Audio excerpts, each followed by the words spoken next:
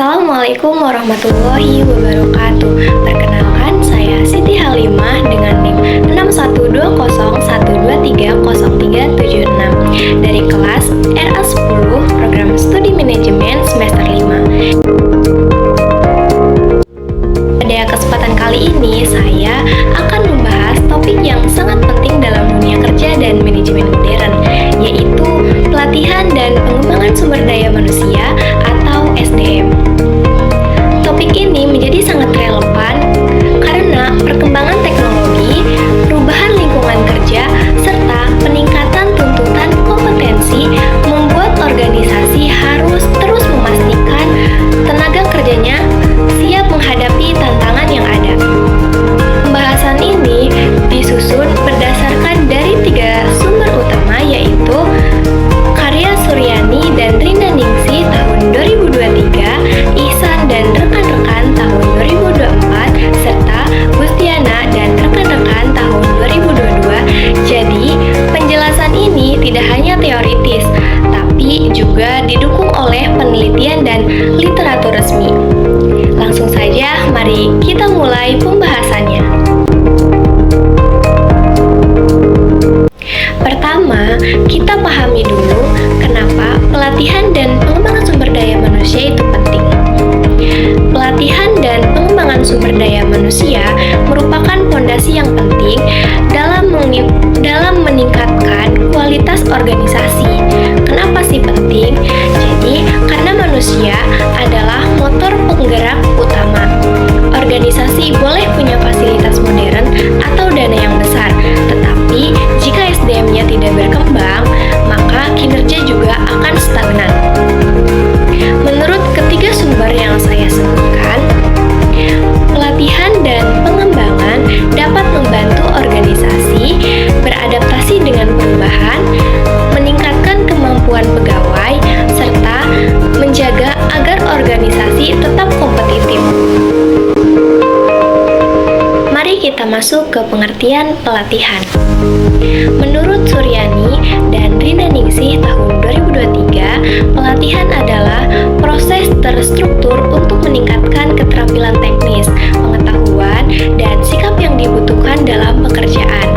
Pelatihan ini biasanya berfokus pada jangka pendek dan dirancang untuk mengatasi kesenjangan kompetensi yang terjadi di dunia kerja. Gustiani dan rekan-rekan tahun 2022 menambahkan bahwa pelatihan juga sangat penting untuk membantu pegawai beradaptasi dengan perubahan seperti penggunaan alat baru, prosedur terbaru, dan sistem digital yang diperbaharui. Berbeda dengan pelatihan sumber daya manusia, pengembangan sumber daya manusia memiliki cakupan yang lebih luas dan bersifat jangka panjang. Menurut Ihsan dan rekan-rekan tahun 2024, pengembangan sumber daya manusia mencakup berbagai usaha seperti pendidikan formal, pembinaan, pengalaman kerja, hingga kegiatan yang meningkatkan kemampuan strategis individu. Pengembangan ini tidak hanya mempersiapkan pegawai untuk bekerja di hari ini, tetapi juga menyiapkan mereka untuk posisi dan tanggung jawab yang lebih besar. Contohnya, pelatihan kepemimpinan, program mentoring, atau bahkan rotasi kerja. Berikutnya, kita masuk ke tujuan dari pelatihan dan pengembangan sumber daya manusia. Pelatihan dan pengembangan sumber daya manusia dilakukan tentu bukan tanpa alasan. Ada beberapa tujuan yang ingin dicapai. Yang pertama adalah meningkatkan kinerja pegawai dan organisasi. Dengan pelatihan yang tepat, pegawai menjadi lebih kompeten, lebih percaya diri, dan lebih efisien dalam bekerja. Yang kedua, untuk membantu pegawai beradaptasi dengan perubahan teknologi.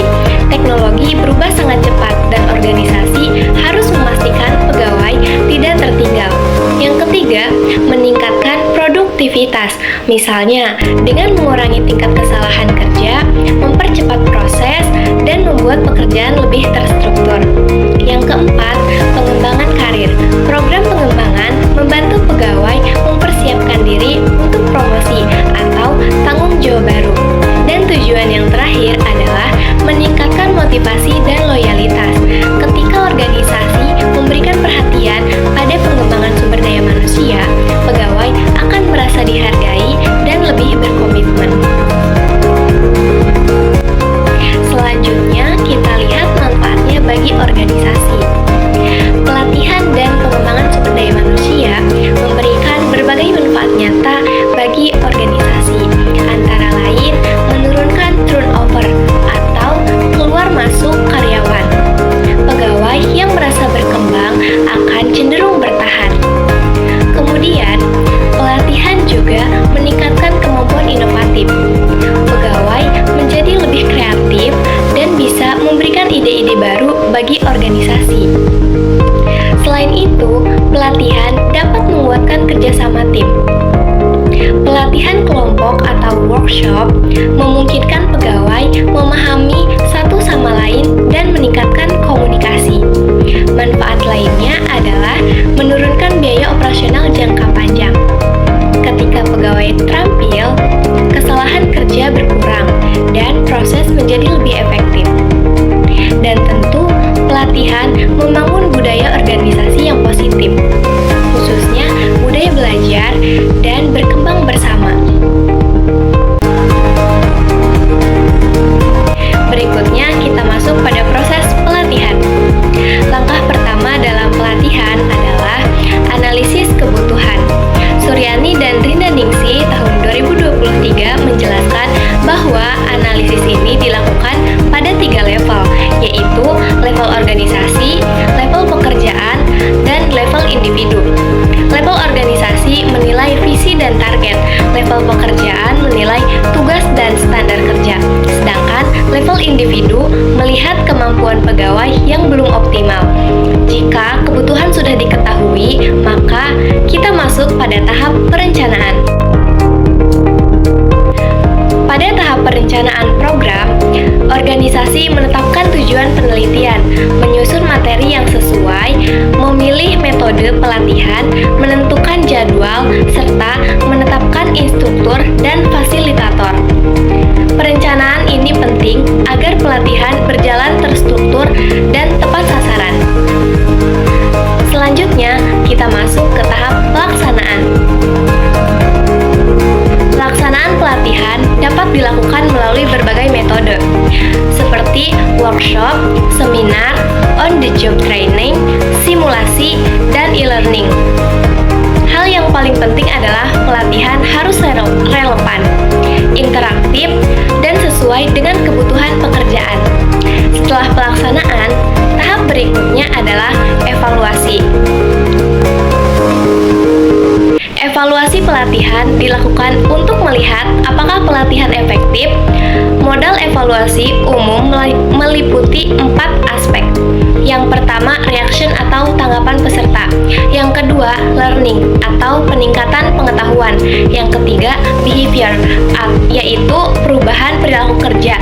Yang keempat, yaitu result, yaitu dampak pelatihan terhadap organisasi. Berikutnya kita masuk pada metode pelatihan. Berikutnya kita masuk pada metode pelatihan. Metode pelatihan sangat beragam dan biasanya dipilih berdasarkan kebutuhan organisasi. Beberapa metode yang umum digunakan antara lain yaitu yang pertama ceramah, yaitu penyampaian teori dan konsep secara langsung. Yang kedua, on-the-job training, di mana pegawai belajar langsung di tempat kerja dengan bimbingan atasan. Yang ketiga, demonstrasi, yaitu instruktur memperlihatkan cara kerja sebelum pegawai mempraktikannya. Yang keempat, simulasi, misalnya simulasi pelayanan pelanggan atau simulasi penggunaan mesin. Yang kelima, e-learning, yang saat ini semakin populer karena fleksibel dan dapat diakses kapan saja.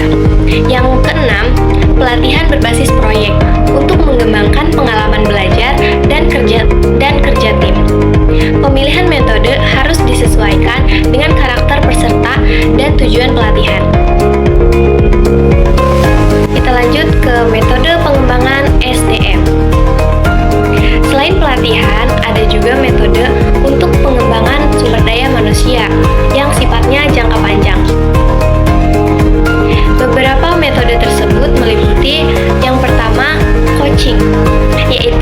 pembinaan profesional oleh atasan atau pelatih profesional. Yang kedua, mentoring, di mana pegawai junior belajar dari pegawai senior. Yang ketiga, pendidikan formal, seperti kursus, pelatihan bersertifikat, atau studi lanjut. Yang keempat, rotasi pekerjaan, yaitu memindahkan pegawai ke posisi berbeda untuk memperluas pengalaman. Yang kelima, pelatihan kepemimpinan yang mempersiapkan pegawai untuk posisi manajerial. Yang keenam, atau yang terakhir, yaitu penugasan khusus, misalnya proyek besar atau tugas baru yang menantang. Selanjutnya, kita masuk pada tantangan dan pelatihan pengembangan sumber daya manusia. Meskipun penting, pelatihan dan pengembangan sumber daya manusia tidak selalu berjalan mulus. Ada beberapa tantangan yang sering dihadapi organisasi. Yang pertama adalah keterbatasan anggaran. Pelatihan berkualitas biasanya membutuhkan biaya yang cukup besar. Tantangan yang kedua adalah motivasi peserta yang rendah. Jika peserta tidak antusias, hasil pelatihan tidak akan maksimal. Yang ketiga, materi pelatihan tidak relevan. Ini terjadi jika analisis kebutuhan dilakukan kurang tepat. Keempat, minimnya evaluasi, sehingga organisasi tidak tahu apakah pelatihan berdampak atau tidak. Dan tantangan yang terakhir adalah perubahan teknologi yang cepat. Organisasi harus terus memperbarui materi agar tidak ketinggalan. Berikutnya, saya akan menyampaikan satu studi kasus singkat. Sebuah perusahaan retail mengalami banyak keluhan pelanggan terkait kualitas layanan. Setelah dilakukan analisis, diketahui bahwa masalah utama adalah kurangnya keterampilan komunikasi karyawan. Untuk mengatasi hal ini, perusahaan menyelenggarakan pelatihan Customer Service Excellence selama 2 minggu. Hasilnya, dalam 3 bulan, jumlah keluhan turun 40% dan tingkat kepuasan pelanggan meningkat secara signifikan. Selanjutnya kita masuk pada kesimpulan. Kesimpulannya, pelatihan dan pengembangan sumber daya manusia merupakan investasi strategi bagi organisasi. Dengan proses analisis kebutuhan, perencanaan, pelaksanaan, dan evaluasi yang baik, organisasi dapat memiliki sumber daya yang lebih kompeten, inovatif, adaptif, dan siap menghadapi perubahan di masa depan. Ketiga sumber utama yaitu Suryani dan Rinda Diningsih tahun 2023